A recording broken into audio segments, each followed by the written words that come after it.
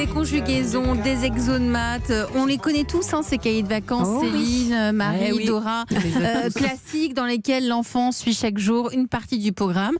Nous avons une invitée en studio qui, elle, a souhaité sortir de l'approche classique des cahiers de vacances en proposant des situations d'écriture variée, des histoires à compléter en ligne, adaptées à l'âge et aux compétences de l'enfant. Et notre invitée, c'est Aude Guénaud. Bonjour Aude. Bonjour. Cofondatrice de Plume. Si vous nous suivez, Plume, c'est le trophée de l'avenir européen 2020 dans la catégorie éducation.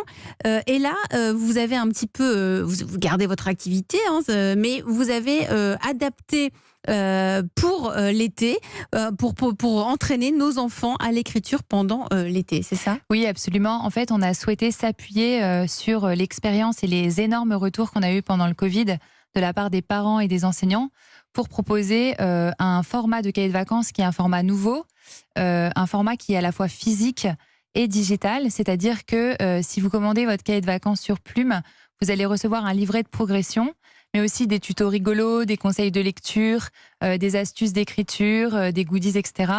Et on va vous guider chaque semaine pour écrire votre histoire. Vous allez avoir des rendez-vous d'écriture.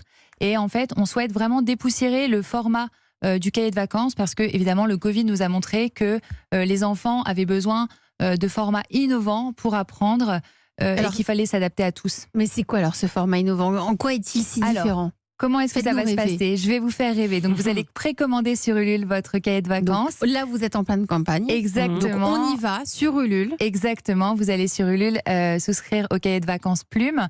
Vous allez recevoir dans quelques jours le livret pour progresser. Donc, en fait, un véritable parcours dans l'écriture à la fois de la littérature classique et de la littérature jeunesse.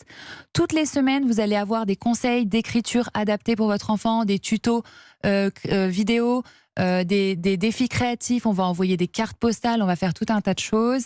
Vous allez recevoir des conseils pour faire une vraie progression en expression écrite sur l'application. Alors, mais donnez-nous des exemples, parce que déjà dans tout ça, il y a une prof, il y a la prof de Plume, c'est Madame Perruche, avec qui on va passer l'été. Et on l'adore, Madame Perruche, elle fait une véritable odyssée estivale de l'écriture. Alors, et chaque semaine, alors par exemple, la première semaine, c'est la semaine de l'aventure. Et donc, vous allez partir à la rencontre de Robinson Crusoe. Vous allez écrire une histoire adaptée aux compétences de votre enfant. Vous allez avoir des tutos sur comment est-ce qu'on décrit un personnage. Vous allez avoir du contenu littéraire sur qu'est-ce que c'est que la Robinsonade, etc., etc.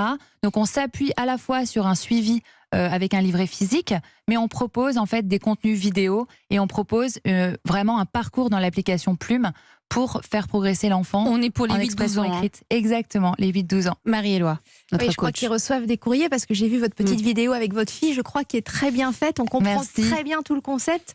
Moi, ça me parle beaucoup parce que c'est inspiré de la méthode Montessori. Tout à fait. Voilà, j'ai cofondé il y a 9 ans une école Montessori.